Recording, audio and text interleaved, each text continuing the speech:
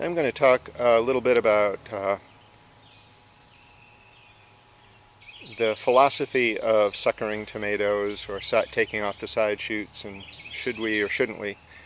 And let's start with this variety, indeterminate variety called matchless.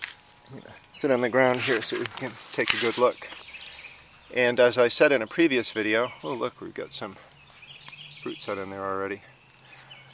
This is a variety that Burpee released in the 1880s. It's a medium-sized red.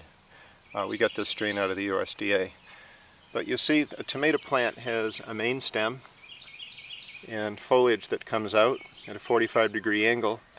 And in between each space between the leaf stem and the main stem, a sucker will come out at a 45-degree angle. And I've already pinched this one off.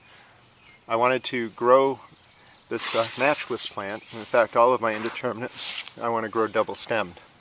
And so I let one sucker develop, and it's this one right here. There's the leaves, there's the sucker coming out at 45. Now, one of the complicating factors is that each sucker itself will produce suckers. And you'll see one coming right here. And I'm going to just snip it right off. That would have been another growing stem, and one will eventually come out here. So this stem will eventually flower and fruit, and this stem will flower and fruit. And I've already pinched the sucker out of here, and there's another one coming in here, another one in here. So it's almost a daily activity. Now, I'm growing double-stemmed because I want to keep some air circulation between the plants. I really want to see tomatoes on these plants because the book photography is going to be involved here.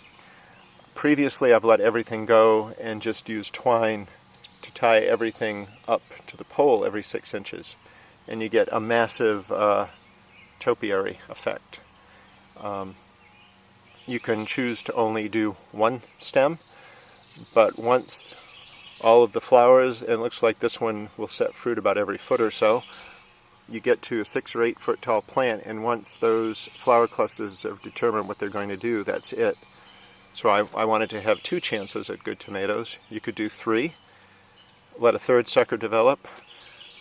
People growing in cages would typically not sucker at all. And the dwarf varieties here stay quite compact, so I never pull side shoots or suckers off them. But suckers don't draw energy from the plant. They're not a bad thing. They're actually a good thing. They can be wasteful in that if you let all of your suckers develop, the ones that flower later in the season may never have a chance to fruit. You can also, if you let them all develop, have too much plant density, and in very humid, hot conditions can lead to some foliage disease. Interestingly, people who grow tomatoes in cages don't sucker at all. They just let everything grow, and the cage essentially fills up with tomato vine that sets fruit on each of the side shoots, and you get a great yield. I'm going to move over to a place where I'm not suckering, and you can see what it looks like. So this right here is a Tiger Tom, and I like these. They're small fruited, and it produces lots. So I'm going to let all the suckers develop for a while anyway. And you can see we've got one here, there's number 2, number 3, number 4, number 5, number 6 is a major one.